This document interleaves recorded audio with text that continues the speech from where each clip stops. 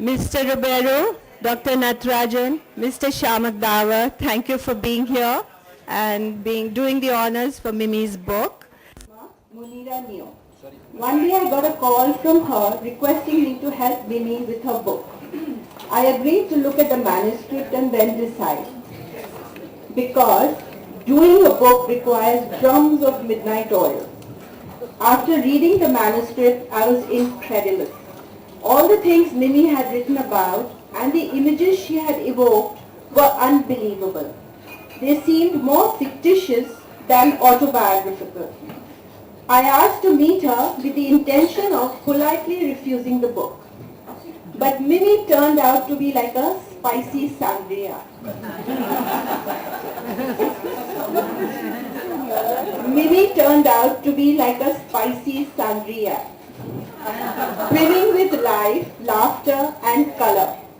I listened open-mouthed as she expanded the details of the unbelievable incidents and events of her life. It was not an ordinary life she was writing about. All through the 7 drafts that it took to chop, churn, edit, and finally produce the book, I kept shaking my head and kept remembering what Dr. Natarajan said in his blurb. Mimi did more things with diminished vision than people with normal vision.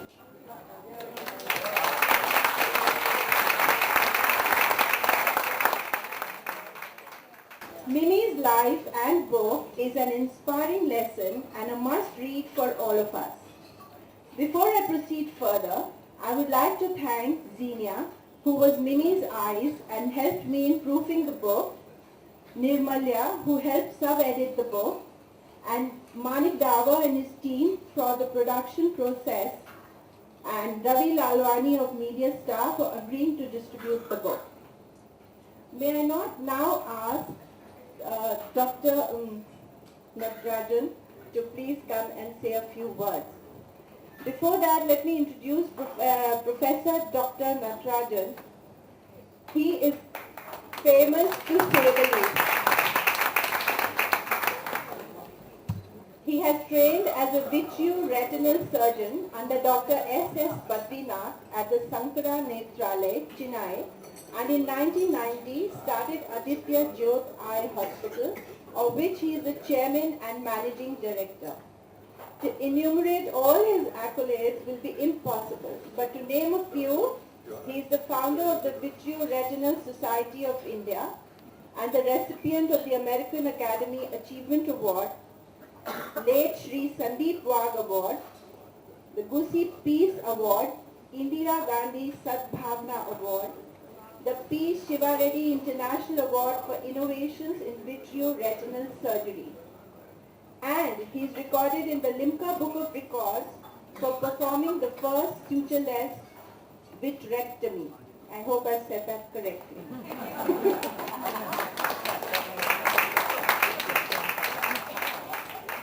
He has a deep sense of responsibility to the less fortunate in society, and through his Aditya Jyot Foundation for Twinkling Little Eyes, reaches out to the visually impaired people unable to afford treatment. Dr. Natarajan, could you please come and say a few words about Mimi? Good evening, ladies and gentlemen. My dear friend, I want to say patient, Mimi, Shaimak Davar, Mimi's mother, and Riberio.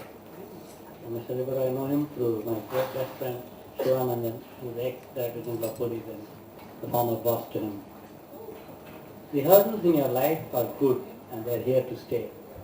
So what would you do about it? Or rather, what should you do about it? I am Natarajan and I am a crusader for a world with better vision. That's what I do for a living. But I am not here to talk about what I do daily. I am here to celebrate the human spirit.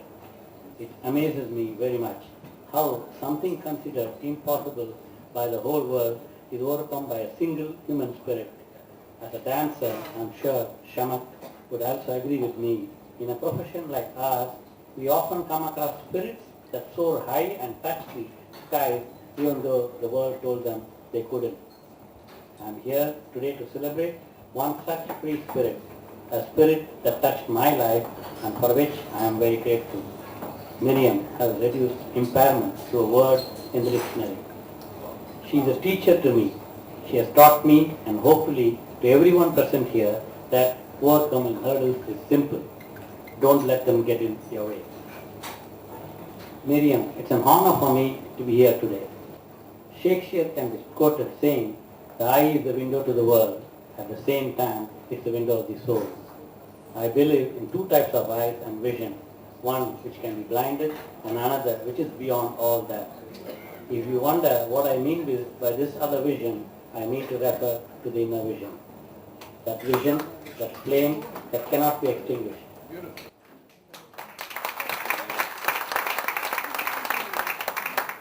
The product of such a flame is our own Mimi.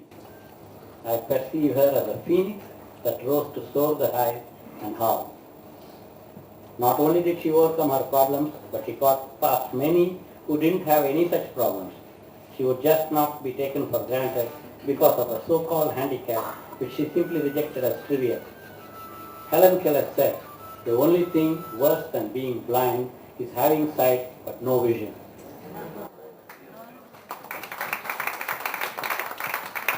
And we all know, and I think you can quote me, the politicians are short-sighted and myopic. And I hope I can fix it. The best and the most beautiful things in the world cannot be seen or even touched. They must be felt with the heart, Helen Keller said. And all of us know Helen Keller was a deaf, dumb and blind. And no one has an eventful life. It's what you make of it. So you either make it eventful or everything but that. Strive to overcome every hurdle you are faced with, no matter how small or big they are, and every moment of life becomes eventful and every victory a miracle. Call me a dreamer if you should, but I believe in miracles. I believe them because I have seen them happen. Many have happened to me as well, and what I have learned from them. I have learned that the miracle that we all are waiting to see is in fact us. We are the miracle makers, and we, each one of us, has it in us to perform miracles like Mimi. I have a secret ingredient to make miracles, but it isn't much of a secret at all. It has 3 ingredients. It's all there in that secret book, but it's a copy. She herself, Rhonda Byrne, has mentioned that it has been mentioned 1,000 years back in our own Sanskrit. Commitment, that thought that my life needs to be better, and the constant strive to make it better. Powerful positive thoughts. These automatically manifest into positive actions, and 100% faith, without which you can never believe personal betterment and let alone the miracle which is going to happen. Every key of stage of her life may be transformed into a miracle. She left no stone unturned and no skill unlearned. She has mastered not one, but several things which we might all perceive as impossible for someone with a disability. She is following my 3F philosophy. And my 3F philosophy is, if you have 100% fear, there's no place for fear. So you should have zero fear. If you ask every patient or everybody whom I meet, I meet thousands of people as patients who come to me crying, and I ask them how much is their faith with you or yourself or God, and they say 100%, and that's in the lips. And how much you are worried for your eyes, they say 100%. So 100 minus 100 is zero, I tell them. And if you have 100% faith, you cannot have fear. And if you have fear, both together, I call them a fraud. And I also end up fighting, and that's how I fight with Mimi too. The piano languages like Italian and French, living a more than satisfactory life in Europe, becoming a yoga instructor, a skilled dancer, a swimmer, a golfer, and whatnot, Mimi has done.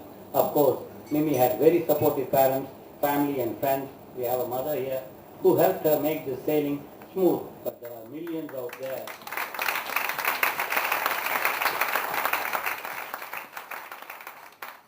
who have nobody to help them reach their dreams. To reach up to at least a few of these unfortunate spirits and to make their life better by doing my part in helping them have a better vision was always my dream. And that's the reason I could motivate only few doctors to come with me, and they are here. And at this juncture, I always quote Tirukkural. Tirukkural is a 2-line couplet which is written by a Tamil poet 2000 years back, which covers every part of life.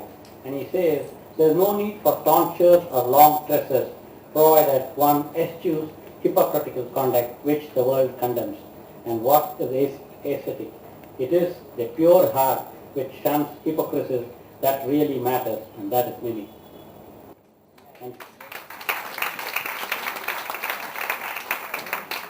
keeping this in mind, I started the Aditya Jyot Eye Bank, and I am grateful to Aishwarya Rai, who shared this dream, inaugurated Eye Bank back in August 2004, after which we have been able to successfully collect a number of eyes by spreading the awareness about the curable blindness.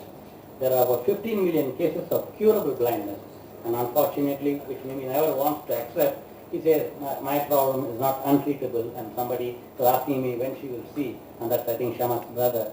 That's what the answer is, I don't know, but I'm going to make a pledge shortly. 4.6 million of these are below the age of 45, and currently in India, we procure 22,000 eyes per year, whereas we need 2,77,000 eyes. And mind you, all these eyes will help only a blindness called corneal blind, and not what Mimi has. And she has a retinal problem. I'm supposed to be the retina expert and one of the best in the world. Still, we don't have solution. And we have a Tamil poetess who says, what we know is the size of the fist, and what we don't know is the size of the world. To add to all this, every year 20,000 new cases of blindness turn up. And we are, I don't want to say we are proud, unfortunately the highest number of blind and highest number of preventable blind are in India.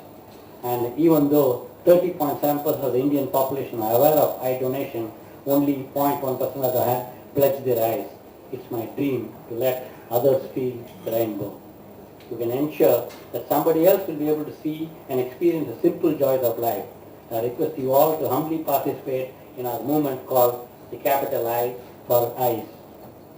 I also want to pledge that I work for macular degeneration treatment, which every patient of macular degeneration in the world is looking for, in the form of retinal stem cell or artificial retina. If you see, I think every day there is something in the press about artificial vision, artificial retina, retinal stem cell, and my dream is to get the Nobel Prize for Medicine and serve the blind and humanity to see. And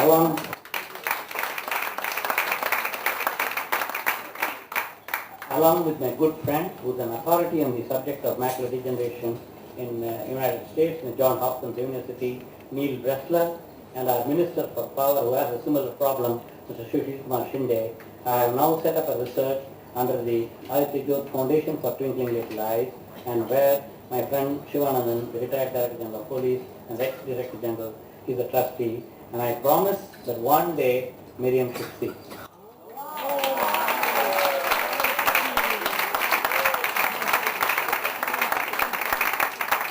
I ask you for your participation in helping me others regain their vision by donating your eyes after death for the corneal blind, and also it's like several $1 million have been poured into the macular degeneration research. If you type the word macular degeneration research, you will get I think about 10,000 references in the Google, and so many millions of dollars and euros are being put, but not my rupees. And I hope we will do a lot of research and make Miriam see. Once again, it's my pleasure to be here. Please buy Mimi's book, read her story, and be assured to be touched, enlightened, and amazed just like I have. Thank you very much.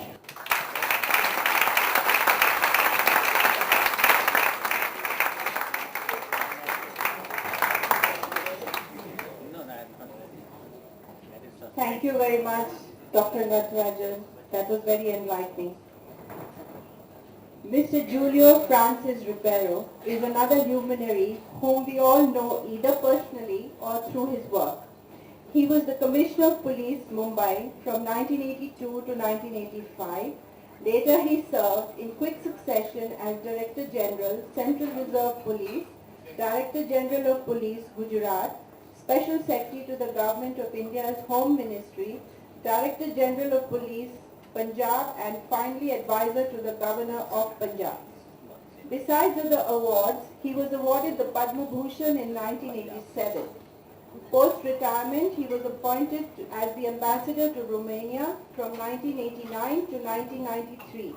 He continues to advise the Central Vigilance Commission. Presently, he is actively involved with social service and heads several organizations working with communal peace, anti-corruption, disabled children, and issues concerning the mother and child. He contributes to the local newspapers and has authored a book titled Bullet for Bullet about his experiences in the police force. Mr. Riberio was also the chief guest at the foundation ceremony of the Botawala Charities in Surat. He has a long association with Mimi and her family. Mr. Riberio, could you please say a few words about Mimi?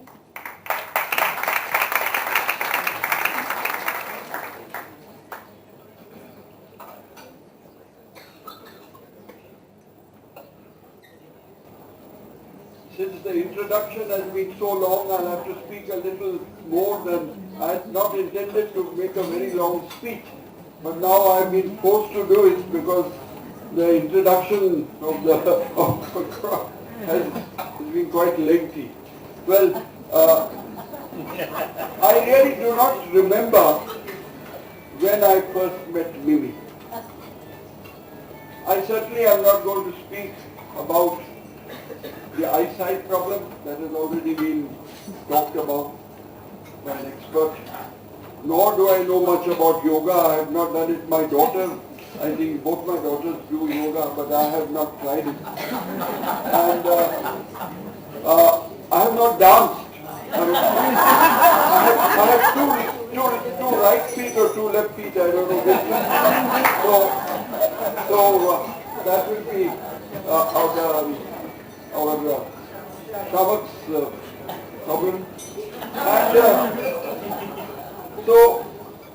but I will talk about one aspect of Mimi's activities about which I was always impressed and which never fails to make me think and wonder how there are people like Mimi in this world who concern themselves about others despite her own problems of eyesight.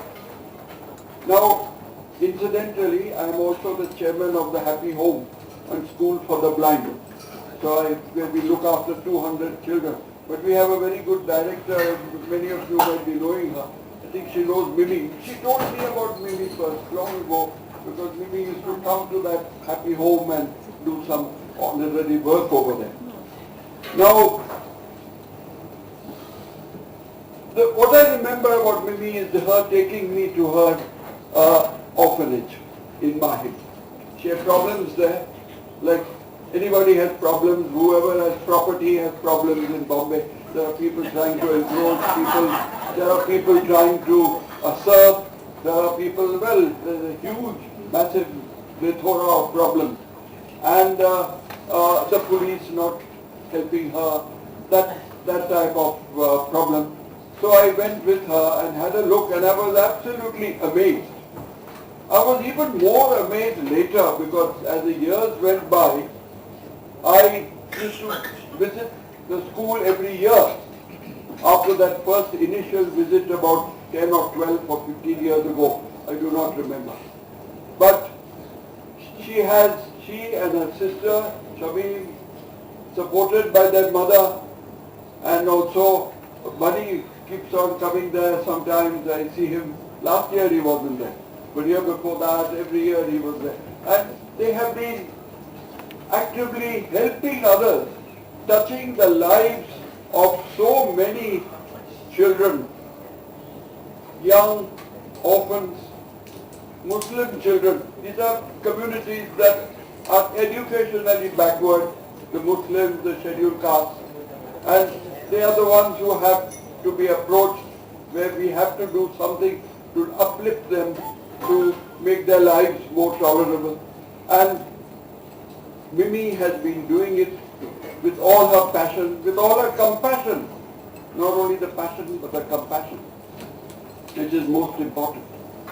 I really salute her sister, salute her mother, who has been actively blessing them and encouraging them. I was very happy that Mimi and her sister once took the old lady to Las Vegas for a flutter. Having heard that, I decided to go there myself. And to the great disgust of my wife, who thinks I should not waste my money on such pursuits. Anyway, Mimi, all of us know, is a very determined person. She has not only overcome her own problems, but she has also solved the problems of numerous children. I know how happy those children are, how they have been trained to look after themselves, not only as young girls, but also in future, train themselves for an occupation. She sends them to school in a bus, and the amazing part of it is how she has collected the funds to do that. She even told me once that somebody who just came and had a look, she doesn't know him, he was not from the country. He had come from abroad, and he got so amazed with what he saw that he, the next day, he just came, and just like Mother Teresa used to tell me, that people just come and give me money. That's how what is happening to people like Mimi who work for others. Actually work for others. You know, in our city of Mumbai, in different parts, I've seen it in Gujarat also, people working for others. They're so selfless in that work, and it is because of people like that, people like Mimi, her sister, that life becomes much more pleasant for people who would otherwise have been really miserable. And let us raise our hats. I don't have a hat, but let us do that and give her all the support that we can, and praise her also for whatever she is doing, so that she is encouraged to do even more. I'm quite sure she doesn't need our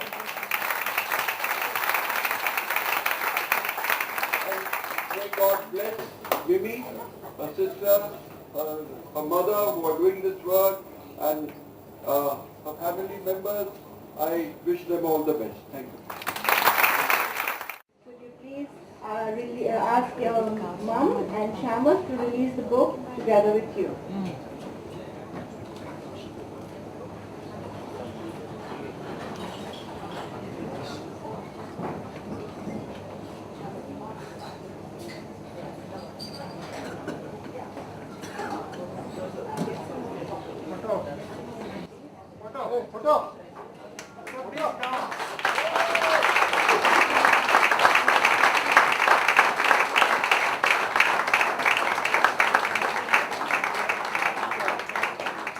Can we just have some more copies here, please?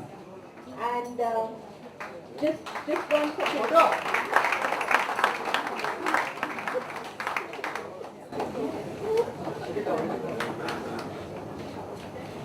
Still. Thank you.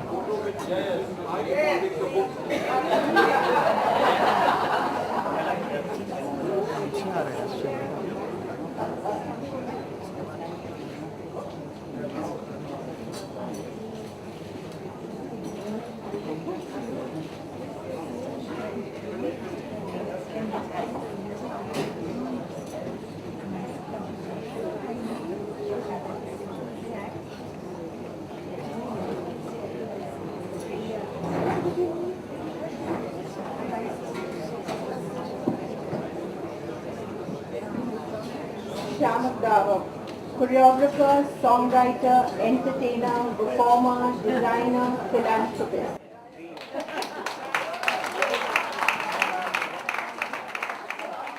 Shaimak Davar is a movement. motto, Have Feet, Will Dance, spreads across several nations, Bollywood, and touches the hearts of everyone with joy and aspiration. Shaimak is the first Indian to bring contemporary Western forms of dance to India through his school, Shaimak Davar Institute of Performing Arts. He was Director of Choreography for the Commonwealth Games Melbourne and Commonwealth Games Delhi in 2010. He recently choreographed for the movie Mission Impossible 4 with Tom Cruise among others. Wow. The list of the movies he has choreographed is a mile long, but there are some very popular songs for which he has been awarded. For example, the National Film Award for Best Choreography for his work in the film Dil To Pagal Hai, and the Lycra R MTV Style Awards for the most stylish song in a film for the song Dhoom Again from the movie Dhoom 2. In July 2011, Shaimak received an honorary doctorate from Middlesex University in recognition of his contribution to entertainment in India and throughout the world. I call upon Shaimak to say something and to read from the book.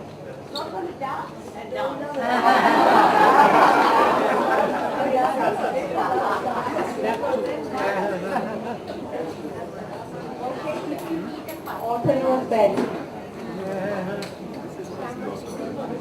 First of all, I'm highly embarrassed because it's too much for me to take. I'm really, but the reason I'm here, first of all, thank you so much. Your speeches were wonderful. I'm just going to finish mine in 5 seconds.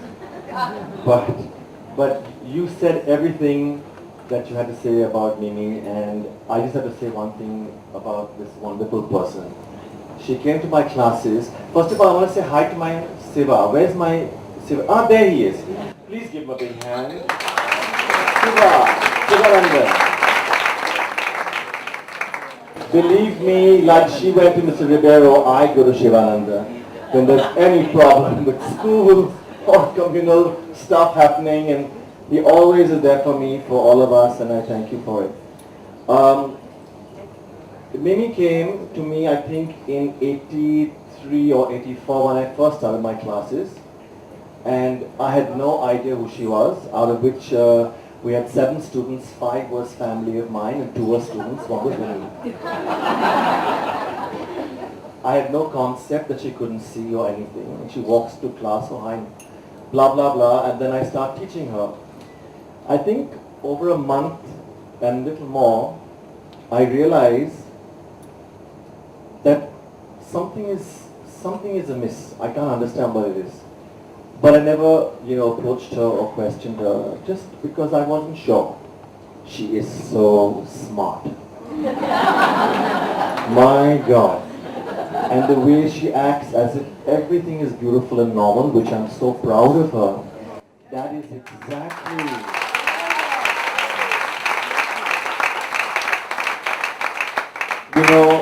Yesterday when she came to my office to invite me, but I said, don't have to do all this formality with me, I'll just come anyway. And she said, no, I want to talk to you about this and that, because she's been my friend for so many years. And my manager, Marzi, he till today tells me every time, Mimi can't see.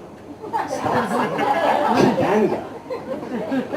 He still thinks that you are like brilliant. So I'm just saying, this is the Sharu little Mimi that she is, the intelligent. But so she came to dance class and she danced, and then I realized, that she had something called macular degeneration, which I had no concept of that time. But I was amazed to see that spirit inside of her. Every time I teach my Victory Arts Foundation kids who are physically, mentally challenged or from Helen Keller or cerebral palsy, etc., when I talk to her, I get so much inspiration to do more of this work. And she is a fighter. My mother had breast cancer, my father had Alzheimer's, so big deal. She says, so what? Because sometimes I would get low and talk to her, I would get upset and talk to her. She was my friend from God so many years now, and that is why I'm so proud of her that she's written a book. And I was always saying, do it in Braille, do it like go on a CD and talk about it. We're planning to open a radio station for the visually impaired, and we really hope, right, Mini? So we try to do things, and with the help of God and my spiritual guides, the Bhavnagris, and my lovely parents who support me, and Mimi, who is one of the most beautiful people of inner vision. I just want to thank her and say that God bless you, and may you dance not only in our hearts, but you dance with the light of God. Thank you.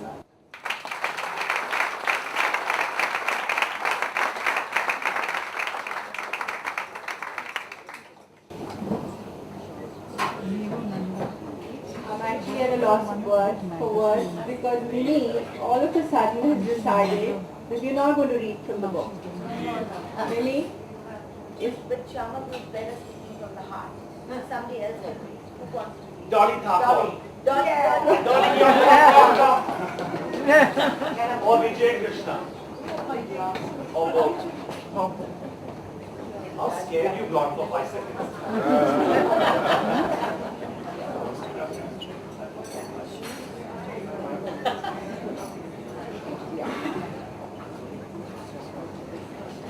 I've read some of the stuff before. Not the edited version, I read the unedited version. So, here goes. Another memorable event involved Salvador Dali. An elephant calf and Indian tea.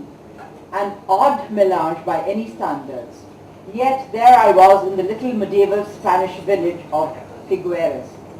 The air reverberating with the sound of hundreds of people cheering a gaily decorated baby elephant, being paraded through its narrow streets. Draped in my resplendent tea-board silk sari, I awaited the arrival of Dali and his entourage.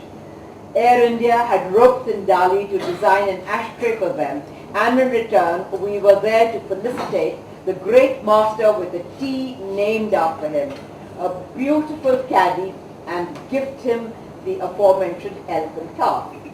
The ceremony was to take place that evening at the village arena. A stage had been erected for Dali, which had a ramp for the elephant to clamber onto the stage, where the formal handover would take place. I had been asked to serve hot cups of tea, and present the gifts to Salvador Dali, his wife, and the other VIPs. Incidentally, Mr. Mooks had prepared the tea himself and had christened it Tea Dali. I was very nervous as I had no clue how I recognized all these people, and that too in the right order that protocol dictated. The show was about to start. I stood dutifully behind my table, clutching on the precious gifts. Salvador Dali and his wife arrived. They were whisked to the stage along with the other dignitaries. The arena gates were opened to let the baby elephants in. The public wasn't allowed in, and policemen had been posted around the arena to maintain discipline. As the baby elephant lumbered up the ramp, there Dali stood expectantly. There was a resounding clash. The arena gates were nearly wrenched off their hinges as the swelling crowd burst in. They ran helter and skelter everywhere, children crying, mothers yelling at their young ones, men rushing ahead to catch a glimpse of the proceedings. I'll never forget what happened next. The Spanish policemen on duty nearly jumped out of their skin. They looked comical with white hats on their heads, white batons in hand, running around trying to maintain order. I just grabbed my handbag and held onto it for dear life. "Watch the tea! Watch the gifts!" shouted Mr. Mooks from somewhere. Somehow I managed to grab hold of the expensive caddies reserved for Dali and the other dignitaries, but wild horses couldn't have rescued our tea, gifts, or literature. The mob would stop at nothing.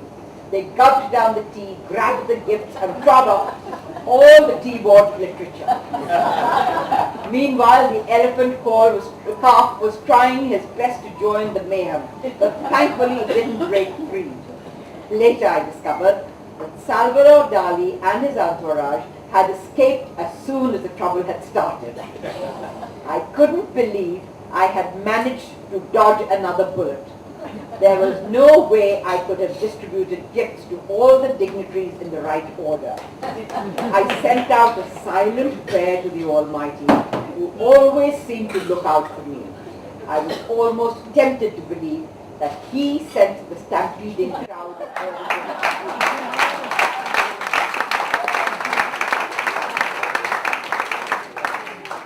Now a few lines. In his inimitable way, Guruji has always given me the strength to do the right things, and no matter how stormy my life, how difficult my day, in the end I've always come out a winner, not a victim. As Guruji told my worried mother, had Mimi not had yoga in her life, she'd have disintegrated. Obviously, I'm made of stronger stuff, thanks to Guruji. Indeed, yoga is my lifeline.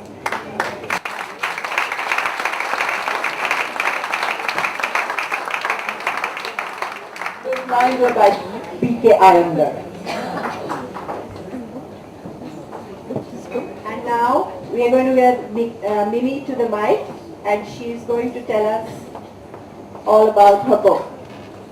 Mimi? Okay. Tell us a little bit beyond the book. Hello, good evening everybody. I'm so touched, really, and so humbled that all of you all make my life so wonderful. That people here on the stage, Shaimak, Dr. Natarajan, Julio, and all of you all have really taken the time this evening to come and support me. You all really make me celebrate my life. I'm so humbled, I'm so touched with this wonderful response here this evening. I do not know how to say thank you. Thank you so much. Well, the reason I wrote the book was, number one, I must salute my mother. When I got this problem at the age of 12, macular degeneration, and I started going around with my mother to all the doctors, she knew that nothing could be done for the eyes, and that was it. I would never see either with glasses or any other kind of remedy. But I must say, I am today what I am is because of my mother.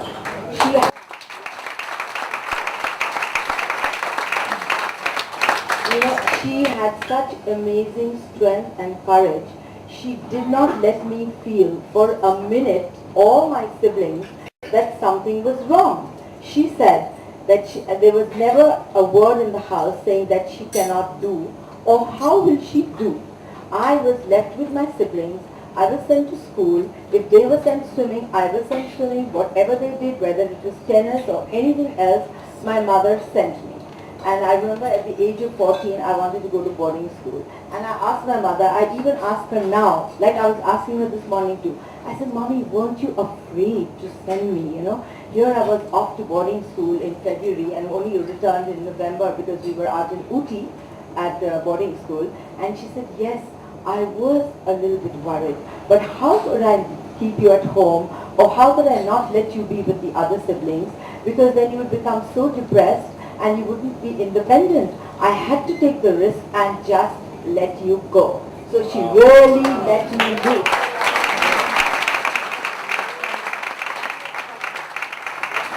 And I today, as a mother, I would have been so fearful if I had a child like this. I would have mollycoddled him to death. But she let me go. And even in school, in boarding school, like the nuns were just told that she has an eye problem. And it was wonderful there too, because they didn't give me any, again, special attention, special privileges at all. They just let me be with the rest of the kids.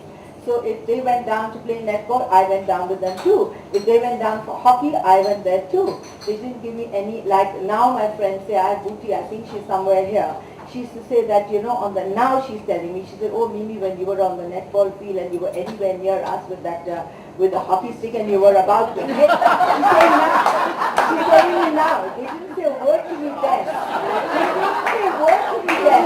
They didn't let me feel it. They they didn't mention about my eyes, I didn't talk about it, so I was at normal. So they said every time you took the hockey stick and you were about to hit, and it was hit or miss, clear jump. Either got the ball or got our feet. But I played. And I remember on the skating ring too, they said we should watch you because on the skating ring you should be tearing down, and suddenly I'd crash into this one or crash into somebody, all would go on a pile on the floor, but I'd be up again and back again on the skating ring, you see. So I think it was that gave me the amazing streak of independence, you know. So then also when I was in college and then I wanted to go abroad, again my mother's courage and my father to say, yeah, let her go. A young girl of 22, off I went to Italy, to Perugia to study, and then from there I wanted to be independent and I wanted to take up a job, which I did in Brussels. And it was a very glamorous job because I tried a lot of jobs and all other jobs have something to do with reading. But this was a very glamorous job because it entailed running around all of Western Europe in the international exhibitions promoting Indian tea. So here were 6 girls, 6 girls in Europe based in Brussels. I had my own home. And we were going to Milan Fair, Paris Fair, Stockholm Fair, and all over the place promoting Indian tea. And I was the only girl who spoke Italian and French. So the boss, Mr. Mukherjee, as we call him most, he said that, oh, she's my best worker. She speaks Italian, she speaks French. Send her alone here, send her alone there. Little did he know, that I couldn't see. I all the time. Because I didn't want to get sacked. I wanted to hang on to that job for dear life. Because everybody worked and I thought I should work too. So I just went along. I didn't let my colleagues ever know that I couldn't read. So I was always pretending. If I had something in my hand, like if I was with them in a restaurant with a menu card, I'd pretend I was seeing it, or I'd talk to the waiter in Italian and bypass it, you know. I mean, I had so many narrow escapes, and every time I always sent up a prayer to God. I said, God, are you going to get me caught this time? And it was 4 years, you know. And one incident, I must say, you know, he called me into the office. We were in and out of tour, sometimes in the Brussels office. I was there one day, and he says, Miriam, come here. I said, yes, sir. He said, oh, I've typed out something. Something's been typed out of this article. Will you check? I want to check that it's correct. So he gives me the article and says, read. I'm sitting at his desk. I said, oh. I said, so, will you read? I will check. You know? So he said, okay. You know, and he started reading. And then suddenly somewhere down the line he stopped. And he said, what was that? I said, so, you're reading so fast, I can't follow. You stupid girl, put your finger there. I said, yes, sir. And I put my finger and said, God, don't you let him stop again, you know. That was it. There was one other incident I've got to tell you about. We had a driver, he was 75 years old, he was a retired peon from the Indian Embassy in Brussels.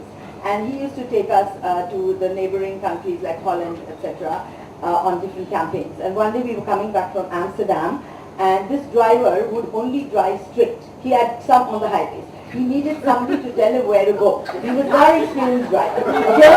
So, Marisha, 5 feet nothing, and he was a little pingu fellow, and the driver, the boss had him because he was frightened because the previous driver had threatened to beat him up. So he said, let me keep this fellow. So he kept this fellow, and we all went to Amsterdam. And when we were coming back from Amsterdam, when we went, there was another colleague of mine, and she was guiding him. So when we were coming back from Amsterdam, he says to me, Miriam, you sit in front,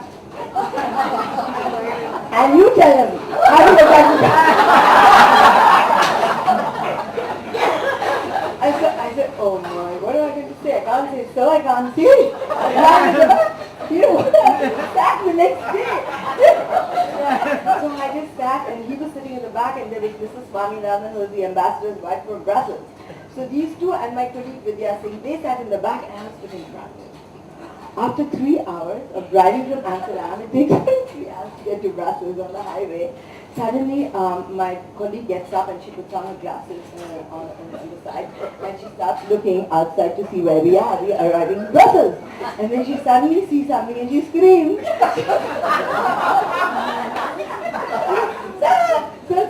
She said, what is it? Don't frighten the driver, don't shout, don't scream, behave yourself. What's up? I said, so, signs to Amsterdam.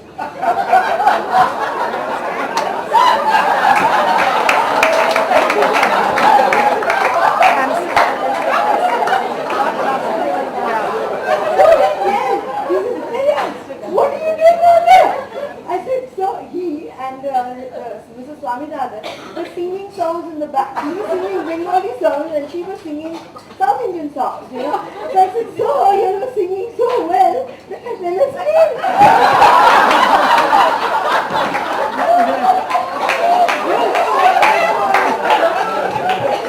You stupid girl. He said, now just get to the petrol pump and don't frighten Marishal now. You get out of there and you come here. Vidya, you go in front. And to reach Brussels at 3 in the morning. So I had a lot of experiences like this with Mukherjee and nearly got caught, but you know, somehow found my way around, you know, getting caught this way. And so anyway, I lasted there 4 years and then I returned to India. But I must say this independent streak only came from my mother, so I'm going to leave the rest in the book for you to read because there are many stories like this, you know. And so I really want to thank all of you, thank my mother, thank Shaimak. Sorry? Oh yes, I always go to the eye doctors and fight with them. Because they always say, oh, we can't do anything. So I'm a war partner.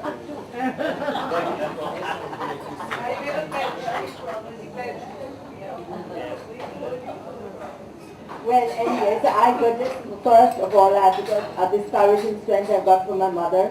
And all my friends, nobody ever let me feel inadequate, had my disability come in the way. And even my son, when he was small, I remember I made him my eyes very quickly. We were like 6, he was 6 or 7, and we travel around in India or out of India. And I said, come on, Bunny, do the money. Where is the conveyor belt? One slap, if we didn't do it too quick. You know, where's the ticket? Where are we going? You know, where's the exit? Where's the entrance? Yeah, we went to Route on our own, the two of us, you know, and he had to read all these French menus and he had to handle the currency, but he learned so fast that we were an amazing team together. So he learned very quickly how to look after his mother. And he was actually to go to sleep, you know. So I have to thank him, I have to thank my husband who also never ever let me feel inadequate. The disability never came underrated. Nobody made me feel inadequate. But one thing I must say, that can I say 2 minutes more? I don't know how much. Yeah, well, sorry? Oh, I don't know because I was told only 5 minutes. Anyway, no, but one thing I must admit that, you know, when I always hid this as a young girl, I wouldn't let anybody know really the disability, you know, so people really didn't know. I just hid it. And I just keep it right down as it was a big secret in my heart. I couldn't tell people that I had an eye problem I couldn't see. And that was very stressful, especially when I was working in Europe and things, you know, not to allow anybody to know. But the great thing is that now I can say and tell all of you, you can take a nap also because I can't see any of it.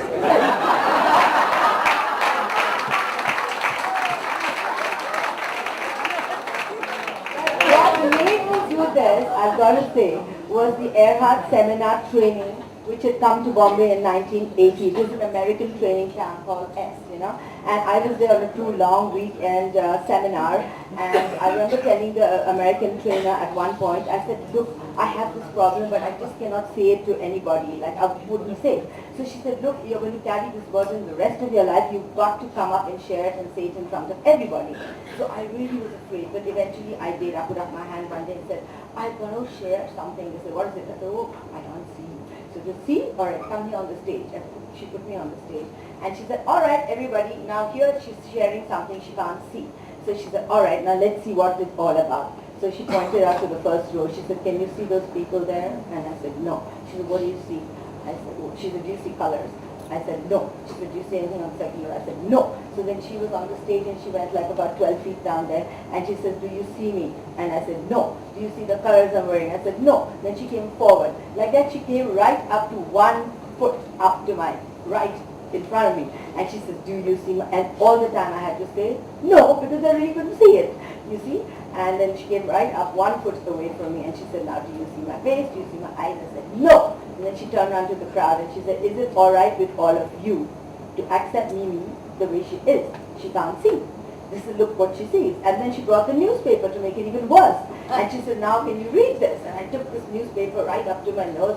And she said, can you read the headlines? And I said, no. And she said, so you can't, can you see this picture? I said, no. So then she again asked the crowd, she said, is it alright, do you all accept her the way she is? She cannot read, she cannot see the headline, she cannot see any of you, she can't see my face, she can't see anything. And that was a turning point in my life. Like today I can stand here and say,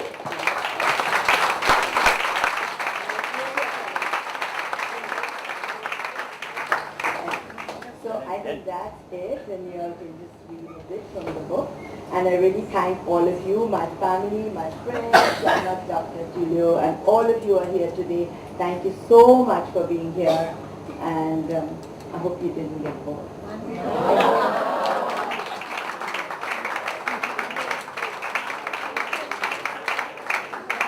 Now you know why I call her the spicy Sangria. Full of life, full of stories, and she doesn't hesitate. Nini, would you like to say thank you with flowers? And I have a request from Dr. Natarajan. He wants to say a word.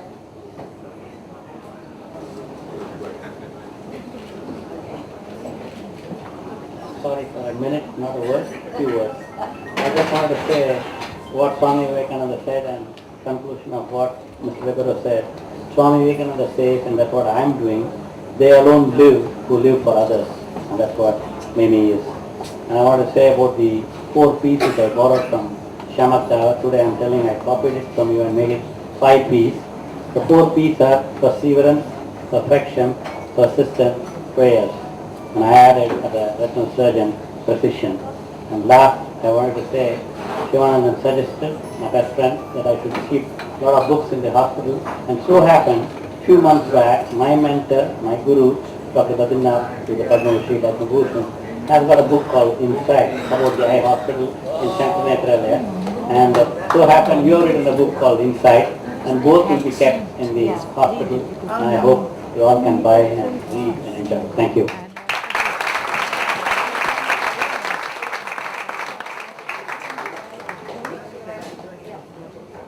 Maybe would you like to give the flowers or your thanks to Joseph?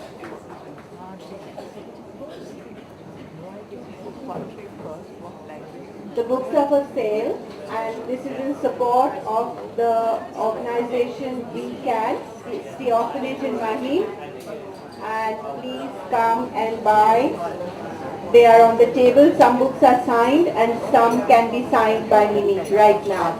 And thank you everyone.